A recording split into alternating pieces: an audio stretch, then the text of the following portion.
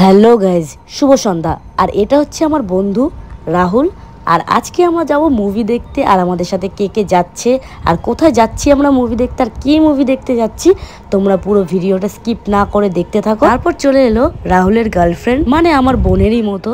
এখনো আমারটা ঠিক নেই, কখন আসবে কখন থেকে দাঁড়িয়ে আছি। প্রায় আধ ঘন্টা ওয়েট করার পর মহারানী হাজির হয়েছে। এখন আমরা এখান থেকে চলে যাব টোটো করে নিউটন মিরাজ হলে।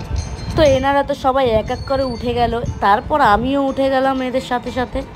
আমাদের মুভি টাইম 7টা থেকে, আর এখন এখানে 6টা বেজে গেছে। আমাদের টিকিট কিন্তু অনলাইনে বুক করা হয়ে গেছে, তাই আমরা রিল্যাক্সেই যাচ্ছি আর কোনো তাড়াহুড়োও নেই আমাদের। টোটো থেকে নেমে টাকা দিতে যাব, তার আগেই দেখছি ম্যাডাম টাকা দিয়ে ফেলেছে, তাই আমি মনে মনে খুব খুশি হয়েছিলাম।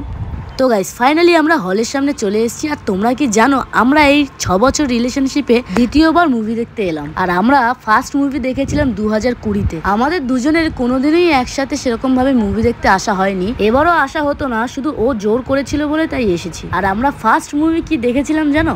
আমরা ফার্স্ট মুভি দেখেছিলাম স্ট্রিট ড্যান্সার। সেই 1 বছরই গেছিলাম, বাট তারপর আর কোনো দিনই যাওয়া হয়নি। আর এই আজকে যাচ্ছি। তারপর আমরা দুজন ছোট্ট ছোট্ট পা এগোতে থাকলাম। আর এই দুটোকেও আজকে নিয়ে এসেছি, এদেরও আসার ইচ্ছে ছিল। তারপর হলো আমরা একা কেন যাব, ওদেরকেও নিয়ে যাই আমাদের সাথে। তারপর আমরা যাব এখান থেকে লিফটে করে 4 তলায়। আর এইদিকে এই ম্যাডাম আবার লিফটে উঠতে পারে না, এর নাকি খুব ভয় করে। আমি বুঝতে পারি না যে কেন ভয় করে। তারপর আমাকে বারবার বলছিল সিঁড়ি থেকে চল, সিঁড়ি থেকে চল। তারপর আমি যাইনি সিঁড়ি থেকে, কারণ আমার সিঁড়ি থেকে উঠতে খুব কষ্ট হয়। ওর কষ্ট বোঝার আগে আমি আমার নিজের কষ্ট বুঝি সবসময়। আমার তো বেশ ভালোই লাগে লিফটে উঠতে, আর আমার কোনোদিনও ভয়ও লাগেনি। এর কেন ভয় লাগে আমি সেটাই বুঝি না। মানে কিছু কিছু মানুষ আছে যাদের সব কিছু তো প্রবলেম হয়, যেমন এই আমার পাশে যেটা দাঁড়িয়ে আছে, দেখো দেখো দেখো কিরম করছে মুখটা, এমন করছে যেন ওকে কোমরে দড়ি বেঁধে 4 তলায় ওঠানো হচ্ছে। তারপর এনার ঢং দেখতে দেখতে আমরা পৌঁছে গেলাম 4 তলায়। মুভিটা যেদিন থেকে রিলিজ হয়েছে সেদিন থেকে আমাকে বলা শুরু করেছে যে আমি মুভি দেখতে যাব, মুভি দেখতে যাব। তো আমি ভাবছিলাম যে যাব কি যাব না। আমি ভেবেছিলাম 4-5 দিন হয়তো কেটে গেলে হয়তো মুভিটার কথা ভুলে যাবে, কিন্তু না, ঠিক আমাকে পটিয়ে পাটিয়ে রাজি করিয়ে লাস্ট দিন নিয়ে চলে এসছে মুভি দেখার জন্য। তারপর আমরা চলে এলাম এখানে অনলাইন টিকিটটা দেখানোর জন্য। তারপর টিকিটটা দেখিয়ে আমরা ঢুকে গেলাম ভিতরে। আর এখনো কিন্তু আমাদের মুভি টাইম হয়নি, এখনো 6:30 বাজে সবে। এখনো কিন্তু আমাদের এখানে আধ ঘন্টা ওয়েট করতে হবে। আর আজকেই কিন্তু মিরাজের লাস্ট শো আছে, মানে আমাদের শোটার পর হয়তো আর একটা শো হবে, তারপর আর হবে না, আজকেই লাস্ট। তোমরা কারা কারা মিরাজে এসছো মুভিটা দেখতে আমাকে কিন্তু অবশ্যই জানিও।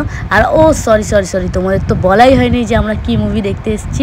হ্যাঁ, আমরা স্ত্রী 2 দেখতে এসেছি। আর একটা মজার বিষয় হচ্ছে, আমি এখনো পর্যন্ত ওই স্ত্রী 1টা দেখিনি, আর এদিকে স্ত্রী 2টা দেখতে চলে এসেছি। তারপর এদের দুজনকে আমরা ছবি তুলে দিচ্ছিলাম। আর সবাই মুভি দেখতে আসলে তো পোস্টারের সাথে ছবি তোলেই, আর আমরাও তুলেছিলাম। আমাদের ফটো ইনস্টাগ্রাম তুমি আমিতে ছাড়া আছে, তোমরা গিয়ে দেখে এসো।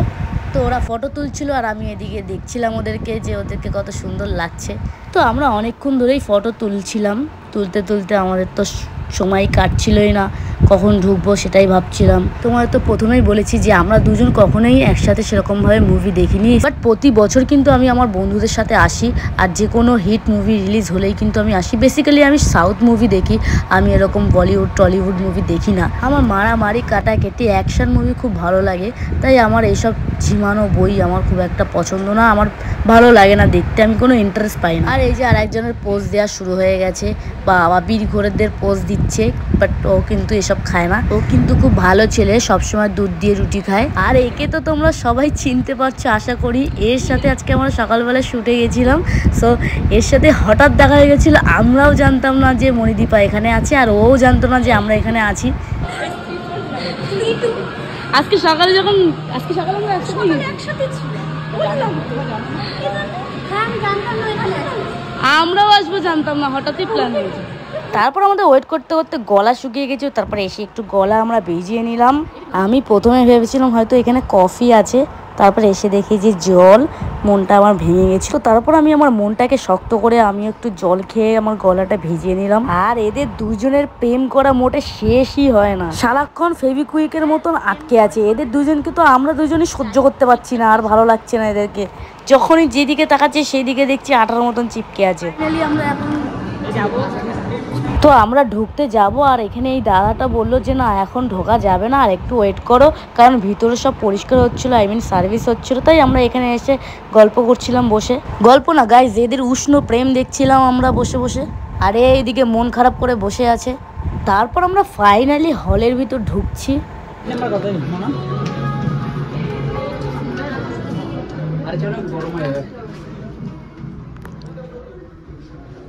হলের ভিতর ঢুকে দেখছি পুরো হল ফাঁকা, শুধু আমরা 4 জনই আছি, আর হয়তো 2-1 জন আছে। আর আমার মতন কারা কারা আছো যারা স্ত্রী দেখোনি, স্ত্রী 2 দেখতে চলে এসছো, অবশ্যই আমাকে কমেন্টে জানিও। তারপর আমরা আমাদের সিটে বসে পড়েছি। এখন পপকর্নের অ্যাড দিচ্ছি, যেটা অনেক দাম।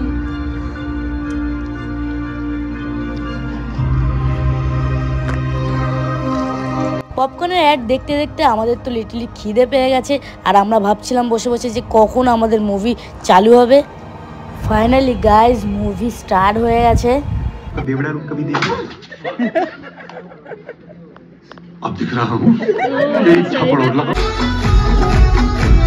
তারপর মুভি দেখতে দেখতে কখন হাফ টাইম হয়ে গেছে আমরা বুঝতেও পারলাম না। বেশ ইন্টারেস্ট আসছে আসছে সবে, তার মধ্যেই হাফ টাইম হয়ে গেছে। তারপর আমরা ওয়াশরুমে যাওয়া বলে বাইরে চলে এসেছি। তারপর ওয়াশরুমে এসে একটু পোজ দিয়ে নিলাম। তারপর হলে ঢুকে দেখছি যে মুভি চালু হয়ে গেছে। আমরা আস্তে আস্তে একটু লেটই হয়ে গেছে।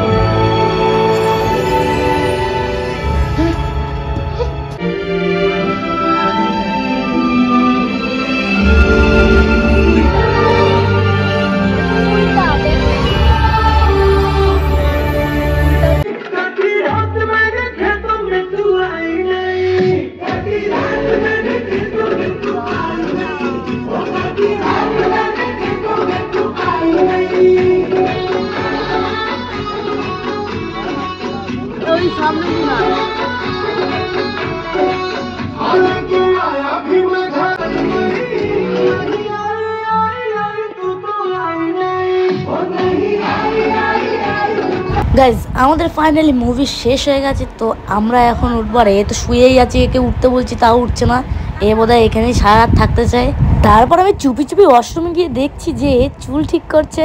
তারপর আমাকে বকা দিচ্ছিল যে আমি কেন এসছি। তারপর আমি চলে এসছি ওখান থেকে। তারপর আমরা লিফটে করে সোজা চলে গেলাম নিচে গিয়ে তারপর আমরা ডিনার করে বাড়ি যাব।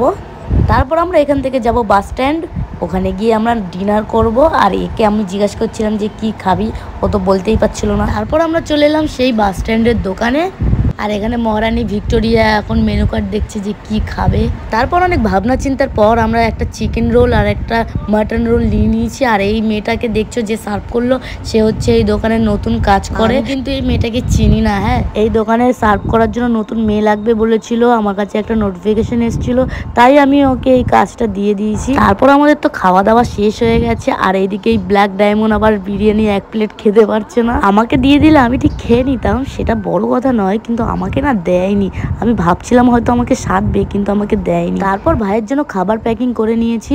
আর এইদিকে ওকে বোঝাচ্ছিল যে কিভাবে বিরিয়ানি খেতে হয়, আসলে ও জানে না যে কিভাবে বিরিয়ানি খেতে হয়। তারপর আমরা এই মহারানী ভিক্টোরিয়াকে বাড়ি ছাড়তে গেছিলাম, কারণ ও আবার বাড়ির রাস্তা চেনে না, যদি আবার রাস্তা ভুল করে অন্য রাস্তায় চলে যায় তাহলে তো আবার সমস্যা হয়ে যাবে। তারপর ম্যাডামকে বাড়ি ছেড়ে আমরা টাটা করে চলে এলাম। আবার নেক্সট ব্লগে তোমাদের সাথে আমাদের দেখা হচ্ছে। টাটা।